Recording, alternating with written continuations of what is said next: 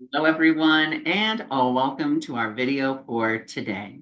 So, our world right now seems to be shifting and changing on a dime. Add in politics, policies, and bills being passed, and it can just feel so overwhelming. And it just adds to that undercurrent of collective fear and collective uncertainty. But fear is not our enemy. It's a messenger like any other emotion. And that's just something we've forgotten because love is a messenger. Love radiates, happiness radiates. It's always, going out there and just like wanting to share the good news. But fear, on the other hand, fear doesn't radiate. Fear invites us inward. And so that's why we don't need to fight the fear. Instead, let's start getting curious about the fear and asking it, what are you showing me? And the one thing that fear is always going to show you, it's going to show you the thoughts, beliefs, ideas, and stories that you have about a particular event that is happening. And we're going to sit with that. All too often, we try to fight it, or maybe we try to over spiritualize it, or maybe we try to bypass it. And what I want you to notice is when you try to fight your fear or bypass your fear, it always gets bigger.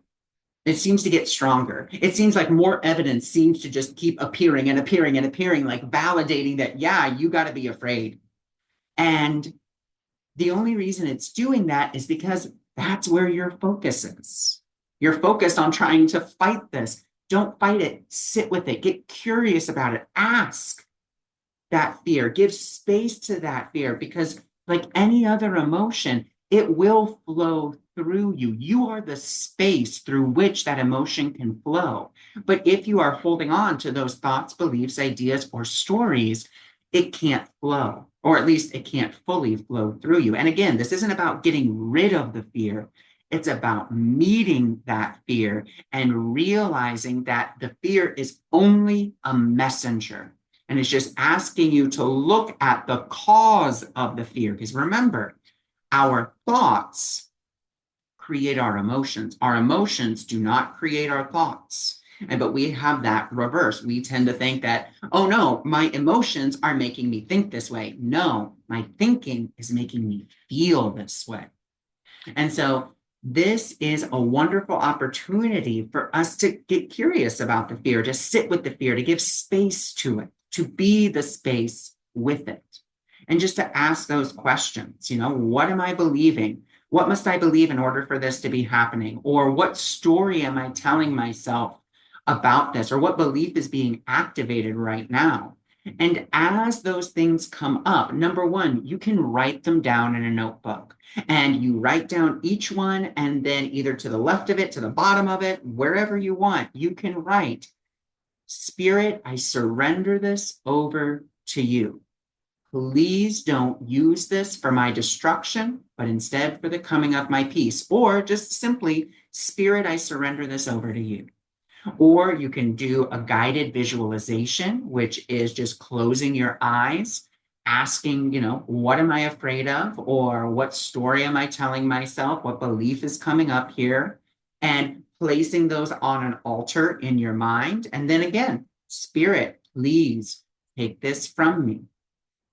I surrender it to you wholly and completely. Something else that you could do after you've done your work with the fear is, Spirit, I ask for the miracle. And remember, what is a miracle? It is a shift in perception from fear to love. And if you want to go even deeper with this, if you're like, you know what? I'm going to do the writing. I'm going to ask for the miracle. And then you know what? I want to anchor this even deeper. Beautiful practice. And it comes from A Course in Miracles. And it's the healer's prayer. Now you're going to hear this and something might activate within you in the way of some dissonance because you're going to hear the word he.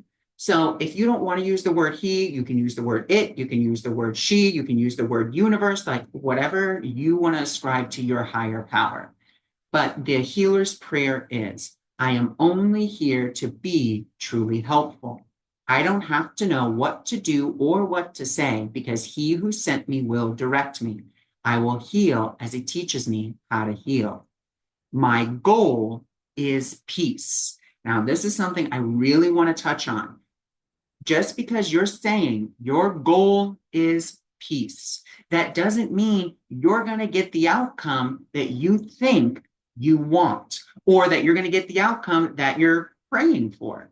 Because when you say, my goal is peace, what you are really saying underneath all of that is, my peace is not conditionally based on what happens out in the world. I am anchoring myself in love. I am anchoring myself in the knowing that no matter what adversity, what change, what circumstance arises, I am never alone. I am always held within the universe because the universe loves me.